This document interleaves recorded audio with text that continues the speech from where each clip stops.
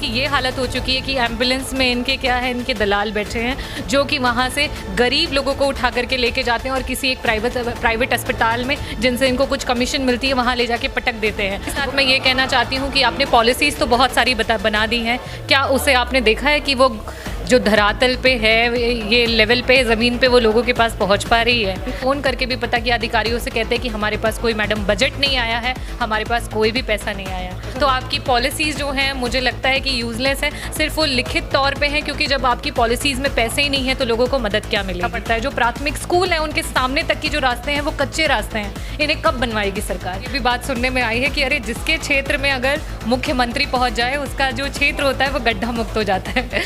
तो पूरे 9 विधानसभाओं में जौनपुर जनपद में मेरी ही एक ऐसी विधानसभा है जो मुझे महसूस होता है कि उसमें सबसे ज़्यादा गड्ढे हैं या रोड सबसे बुरी स्थितियों में है।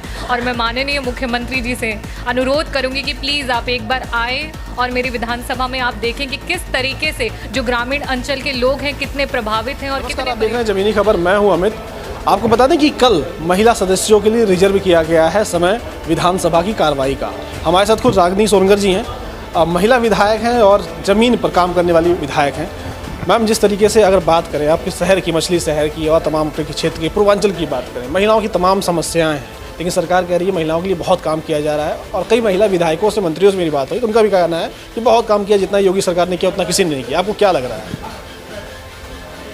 आप मुझसे ये सवाल पूछ रहे हैं, आप ये स्वयं से भी पूछ रहे होंगे और आज जनता भी जानती है कि क्या हो रहा है और धरातल पे हम सब काम कर रहे हैं और हम सभी को पता है। मैं धन्यवाद करना चाहूँगी योगी सरकार का कि उन्होंने मुझे कल ही, हम सारी महिला सदस्यों को, हम लोग जब कल हमें सदन में नहीं आने दिया और उसके विरोध में हमने धरना प्रदर्शन किया, तो उस दौरान हमारी सारी सपा समाजवादी पार्टी की महिला विधायक लोग मौजूद थी और हमें एक उनकी पॉलिसीज़ का पर्चा मिला, एक प्रॉपर एनवेलप में पैक। जब उसे खोला और देखा तो हम उसके लिए भी धन्यवाद आपकी सरकार को करना चाहेंगे कि वो जो पॉलिसीज़ हैं उनके बारे में भी कल बात की जाएगी, जिसमें काफ़ी सारी चीज़ें बताई गई हैं कि उन्होंने महिलाओं के लिए किया है। उन्होंने बताया है कि बच्ची का एक टीकाकरण जब करते हैं तो उस दौरान में वो 2000 रुपये देते हैं। तो आप ये क्यों नहीं बताते हैं कि 1050 रुपये की आपने सिलेंडर कर दी है। एक बच्चे को एक्सक्लूसिव ब्रेस्ट फीडिंग के लिए 6 महीने का टाइम लगता है, आपने 6 महीने तक के लिए भी एक माँ के सर से वो महंगाई का बोझ नहीं उतारा है। आज हर चीज़ें, आज महंगाई कमर तोड़ है और उससे सबसे ज़्यादा अगर प्रभावित कोई है तो वो एक महिला है, क्योंकि वो घर में खाना बना रही है, अपने घर का पालन पोषण कर रही है, अपने बच्चों का टिफ़िन बना करके अपने बच्चों को तैयार करके स्कूल भेज रही है। वो देखती है कि घर में किस चीज़ों की कमी है, किस तरीके से हमारे परिवार में क्या कमियाँ होती है। कई बार वो बड़ी दुखी होती है, अपने आंसुओं को छुपाती है ताकि उसका परिवार कहीं से भी कमज़ोर ना पड़े। तो आज ये सरकार ने हमारी महिलाओं को रोने पर मजबूर कर दिया है, तो हम सदन में इस मुद्दे को ज़रूर उठाएंगे। साथ ही साथ मैं ये कहना चाहती हूँ कि आपने पॉलिसीज़ तो बहुत सारी बना दी हैं, क्या उसे आपने देखा है कि वो जो धरातल पे है, ये लेवल पे, ज़मीन पे वो लोगों के पास पहुंच पा रही है? अगर हम बात करें कि सामूहिक विवाह और जो भी हमारे गरीब परिवार की बच्चियां उनकी शादी होती है, उसमें आप कुछ धनराशि जो है वो अनुदान होती है सरकार की तरफ से। मैं अपने विधानसभा के कुछ नंबर्स दे सकती हूँ, जिसमें अभी शादियों का करीब 2-3 महीने पहले जो सीज़न था जिस समय शादियां चल रही थी, उस समय से लेटर्स गए हुए हैं और मैंने इवन फ़ोन करके भी पता किया, अधिकारियों से कहते हैं कि हमारे पास कोई मैडम बजट नहीं आया है, हमारे पास कोई भी पैसा नहीं आया। तो आपकी पॉलिसीज़ जो हैं मुझे लगता है कि यूज़लेस है, सिर्फ वो लिखित तौर पे हैं, क्योंकि जब आपकी पॉलिसीज़ में पैसे ही नहीं है तो लोगों को मदद क्या मिलेगी? सरकार के लोगों से मैंने कुछ बात किया, कुछ महिला विधायकों से बात की, उनका कहना है कि जो महिला अस्पताल है उसको बहुत सुधारा गया है। आप डॉक्टर हैं, क्या उत्तर प्रदेश की महिला अस्पतालों का आपने कई बार, मैंने देखा है कि आप गई हैं, उसका निरीक्षण भी किया है, आपको क्या लगा? आपके क्षेत्र की बात करें, पूर्वांचल की बात करें, तो महिला अस्पताल कितने इस वक्त चुस्त दुरुस्त हैं और कितना सेवाएं दे पा रहे हैं महिलाओं को? आज अगर हम सभी क्षेत्रों को मिला लें और हर क्षेत्र की बात करें तो आज हमारे माननीय राष्ट्रीय अध्यक्ष श्री अखिलेश यादव जी ने भी आज भी और कल भी सदन में मुद्दा उठाया था, वो है चिकित्सा से रिलेटेड।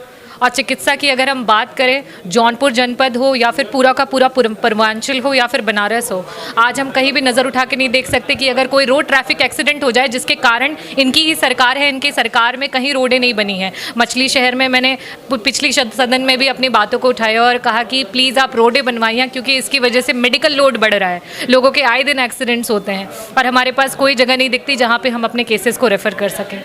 आज इनकी एम्बुलेंस की ये हालत हो चुकी है कि एम्बुलेंस में इनके क्या है, इनके दलाल बैठे हैं जो कि वहाँ से गरीब लोगों को उठा करके लेके जाते हैं और किसी एक प्राइवेट अस्पताल में जिनसे इनको कुछ कमीशन मिलती है वहाँ ले जाके पटक देते हैं। वो गरीब परिवार जिस समय वहाँ पहुँचता है उस समय उसका कोई सुध-बुध नहीं रहता, उसे कोई होश नहीं रहता है, उस समय वो वहाँ भर्ती करा लेते हैं और उसके कुछ ही चंद पलों के बाद एक उसके पास लाखों का बिल उसके सर पे पटक दिया जाता है। और ऐसे कई सारे केसेस हैं जो मेरे पास आए हैं। एक डॉक्टर होने के नाते सिर्फ जौनपुर जनपद से ही नहीं, मेरे आसपास के जो भी क्षेत्र हैं, चाहे वो प्रयागराज हो, बनारस हो और काफ़ी सारी जगहों से, आजमगढ़ से मुझे जो भी लोग चिकित्सा के रिक्वायरमेंट रखते हैं और उन्हें काफ़ी सारी बीमारियों से जूझ रहे हैं, वो एक आस से मेरी तरफ देखते हैं और अपने क्वेश्चंस को रेज़ करते हैं। और मुझे कई बार बहुत हताशा भी महसूस होती है क्योंकि मेरे पास जगह नहीं होती। आज डायलिसिस के यूनिट्स की अगर हम बात करें, क्योंकि हम जानते हैं कि इस समय रक्तचाप और साथ ही साथ आपका शुगर जो है, डायबिटीज़ मेलाइटिस, वो कितनी ज़्यादा तेज़ी से बढ़ रहा है। और उसका कारण ये भी है कि समय समय पर कोई कैंप्स नहीं लगाए जाते हैं। मैंने अपने विधानसभा में कैंप लगाया, मुझे बड़ी खुशी हुई, 900 से ऊपर लोगों ने उसमें भाग लिया और आए। और उस शिविर के चलते हमें पता चला कि करीब 50% ऐसे लोग थे जिन्हें कोई भी बीमारी नहीं थी। उन्हें खुद पता था कि वो पूरे स्वस्थ हैं और उनका शुगर जो था, डायबिटीज़ पॉजिटिव आया, उनका शुगर जो था दैट वाज मोर देन 300। और हमें इस तरीके से जागरूक होना पड़ेगा। सरकार को सिर्फ पेपर्स पे पॉलिसीज़ नहीं देनी पड़ेंगी, उसके लिए उन्हें आ करके, उतर करके ज़मीन पे काम करना पड़ेगा और वो काम का रिजल्ट आ रहा है या नहीं आ रहा है उसको भी देखना उनकी जिम्मेदारी है। अच्छा मैम, बात करें कार्यसूची में देख रहा था तो आपका जो कई सारे सवाल आपने लगाए थे, उसमें गड्ढा को लेकर बहुत आपने सवाल लगाए थे कि आपके यहाँ सड़कों की स्थिति बहुत ख़राब है। तो मैं जानना चाहूँगा, सरकार तो करीब गड्ढा मुक्त हो चुका है प्रदेश, और प्रदेश में सड़कें बहुत अच्छी हो गई हैं। पिछले 70 साल में जितनी अच्छी सड़कें नहीं हुई थी उतनी इस वक्त सड़कें अच्छी हैं, ऐसी सरकार का दावा है। आपको क्या कहना है? जनता का फीडबैक तो आपको मिलता ही होगा, जनता क्या कह रही है? जैसे कि आप जानते हैं, मैं पहली बार चुन करके आई हूँ और ये मेरा पहला कार्यकाल है और इसमें हर तरीके की बातें होती रहती हैं। तो ये भी बात सुनने में आई है कि अरे जिसके क्षेत्र में अगर मुख्यमंत्री पहुंच जाए उसका जो क्षेत्र होता है वो गड्ढा मुक्त हो जाता है।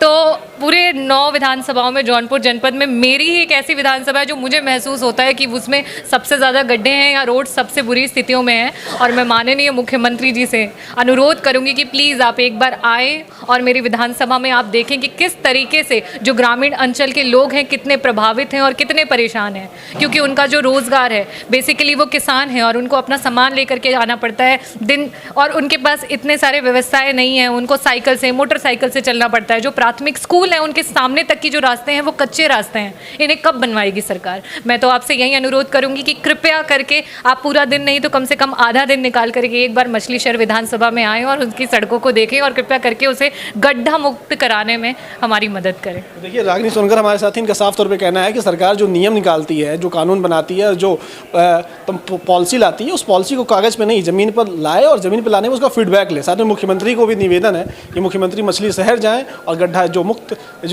सड़कें हैं उसको गड्ढा मुक्त कराएं। नमस्कार।